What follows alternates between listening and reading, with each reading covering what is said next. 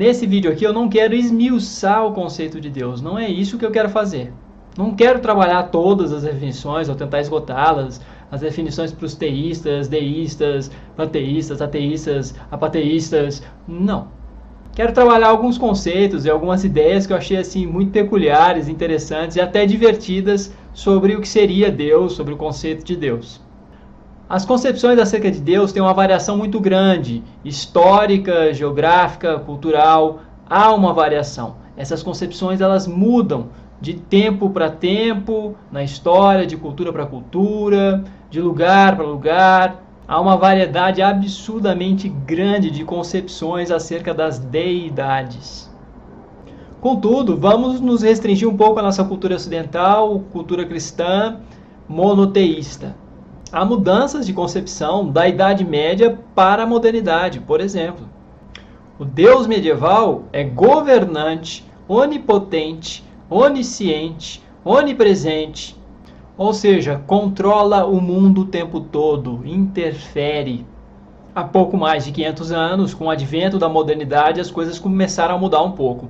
Porque nós temos também o advento e o surgimento, a emergência da ciência. E com a emergência da ciência como um novo campo de conhecimento, passamos a depreender que existem leis constantes de funcionamento do mundo e que o mundo tem um funcionamento automático segundo essas leis.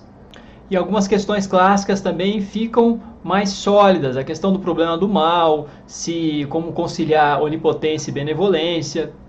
A concepção agustiniana de livre-arbítrio se fortalece.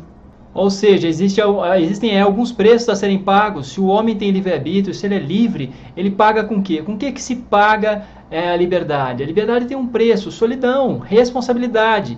Estamos sós, de certo modo. Essa é a concepção moderna. Deus criou e vai julgar na concepção moderna. Ele não governa o mundo. Ele primeiro cria, deixa o mundo funcionar segundo as leis que ele postulou para esse mundo. Esse mundo vai funcionar automaticamente, vai funcionar sozinho e depois ele só comparece no julgamento final. Essa é mais ou menos a saída que a teologia moderna encontrou para conseguir conciliar Deus, a existência de Deus, com a modernidade, com o que existe na modernidade. Conhecimento científico, a possibilidade concreta do conhecimento. Então, em termos modernos, Deus não governa o mundo, o universo.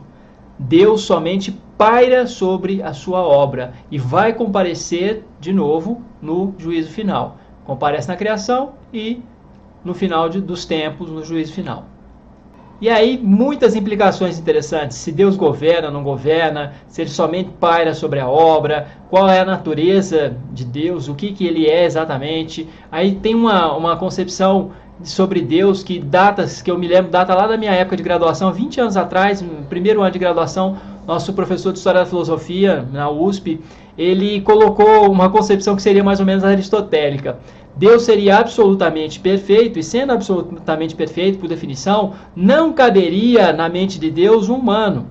O ser humano, imperfeito, imperfeição, não passaria pela mente de Deus. Então, Deus, de certo modo, viveria de si mesmo. Por ser absolutamente perfeito, ele se bastaria e viveria de si mesmo. E quem é perfeito, uma definição de perfeição, a quem nada falta. Nada faltaria a ele. Se nada faltaria a ele, logo, ele viveria de si mesmo, isolado em si mesmo. E é interessante que essa perfeição faria uma atração muito grande em relação a tudo que é imperfeito. Então, tudo que é imperfeito se atrairia em direção a essa perfeição. O movimento do mundo, até o surgimento do mundo, do universo, se daria em atração a essa perfeição divina. Essa perfeição absoluta e totalmente em si mesmada, essa perfeição fechada em si mesmo para garantir o absoluto, que atrairia todo o restante, todo o movimento do universo.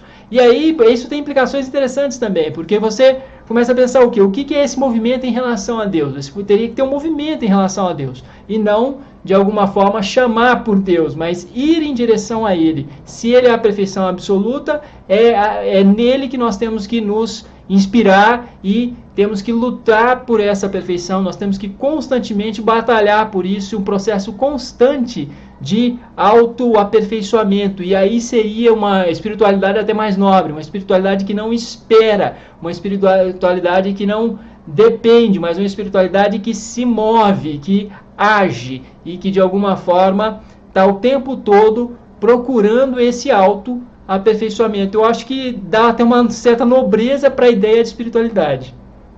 Aliás, conceber espiritualidade como eu vou ganhar isso ou aquilo de Deus, vou pedir isso ou aquilo para Deus, é um pouco pobre. Relacionado a isso, uma outra concepção interessante que eu vi foi em relação à estrela de Davi, o selo de Salomão. Você tem dois triângulos, você tem um triângulo para baixo e um triângulo para cima, aquela estrela que está na bandeira de Israel. E o triângulo, de certo modo, representa um movimento do vértice para a aresta, para o lado, para a base do triângulo. Esse movimento do vértice, esse é um movimento que vai de um ponto para o infinito, tende ao infinito.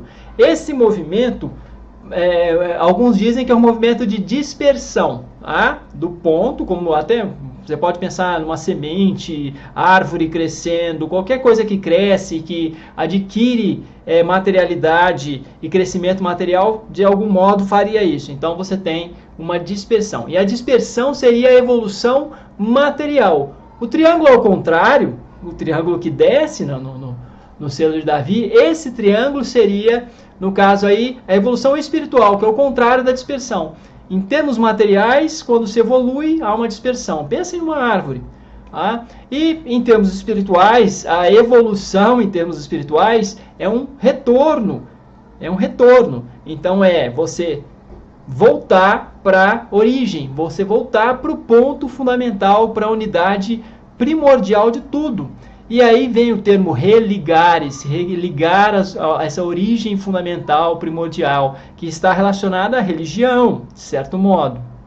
Em relação ao selo de Davi, então, a evolução espiritual é o contrário da evolução material. Simplesmente o contrário. É retornar a uma simplicidade absoluta. É um movimento de simplificação muito grande. Isso seria, de alguma forma, uma busca espiritual maior, segundo mais ou menos essas concepções. É até interessante essa questão da simplificação, porque eu lembro do Osho, uma vez colocando que muitos falam da virtude da luz, do esclarecimento, ou coisa similar, e da linguagem, e onde estão as virtudes espirituais do silêncio e da escuridão? É algo também para se pensar aí. E que tipo de crença cresceu durante a modernidade? O deísmo. Então, assim, o deísmo se contrapõe, de certo modo, ao teísmo e ao ateísmo.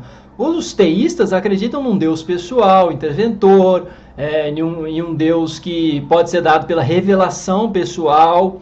Os deístas, por outro lado, vão tentar trilhar um caminho em que não, tem que ter um pouco de lógica, tem que ter uma certa racionalidade, e não podemos nos extrair disso. E os deístas acreditam muitas vezes em um Deus impessoal. Ele não é necessariamente alguém, mas pode ser algo, uma força que transcende muitas vezes qualquer entendimento, mas tudo isso sempre calcado pela ideia de que você tem que argumentar aí com um nível muito grande de lógica. Eu não estou dizendo que os teístas não se pautem por isso, porque nós temos toda uma tradição teísta em relação à teologia, que se construiu muito fortemente, principalmente na Idade Média, com a escolástica. Outra ideia interessante que me veio agora, eu estou falando nesse vídeo somente de ideias que eu achei assim peculiares, interessantes, até fecundas, divertidas também, em termos aí racionais, em termos de imaginação. Outra ideia interessante é a ideia da resolução do problema do mal em Simone Weil. Eu estava lendo isso em Contos Sponville, sobre o amor divino, e se Deus é o máximo de bem possível, se ele é todo o bem possível, por que ele resolve criar o homem? Se ele já é todo o bem possível, se ele é absoluto nesse sentido, por que resolve criar o homem ou o mundo? Então, quando ele cria o homem, o mundo, o que ele está fazendo então? Se ele não está criando algo exatamente como ele, se nós somos imperfeitos, se ele já é todo o bem possível, quando ele cria o homem, porque Deus não poderia criar nada além dele. Então, quando ele cria o homem, e que não é ele mesmo, e que está criando alguma outra coisa, a questão que fica para alguns ele só pode ter criado o mal. Então, mas há uma resposta de Simone Weil para isso, que é muito interessante. E assim, sim, Deus ele nega a si mesmo para criar o homem. É um ato de negação de si mesmo, esse é o próprio amor divino. Você abre mão de si mesmo para dar vida, para dar existência ao outro. Você nega a si mesmo. Deus se retira para criar o homem. Deus se retira do mundo. Deus nega a si mesmo para criar o homem. E assim, esse seria o ato do amor divino, que é o ágape, caritas em latim. E assim, esse amor divino é muito o amor do herói, o amor de mãe com filho, esse amor que você se doa e se nega. Mas aí eu fiquei com uma questão, mesmo lá com Simone Weil, até bonito, o raciocínio e tudo, a partir do momento em que ele se nega, ele se doa, ele se retira para onde? Alguns vão responder, para o firmamento, para fora do mundo, que é o próprio conceito de transcendência.